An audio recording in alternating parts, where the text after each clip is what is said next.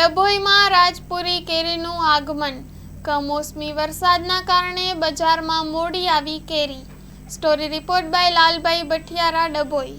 આ વર્ષે કેરીનું પ્રમાણ ખૂબ જ હતું, પરંતુ વાવાઝોડા અને વરસાદને લીધે બધો કેરીઓનો પાક ગળી ગયો। એ હિસાબે કેરીની આવકો એકદમ ઓછી થઈ ગઈ છે અને એની કેરીની પડતર ભાવ બહુ ઉચકાઈ ગયા છે। આ હિસાબે ગરીબ પ્રજાને કેરી મોંઘી પડે છે। એ હિસાબે કેરી ખરીદવામાં ગરીબોને બહુ જ મુશ્કેલી પડે છે।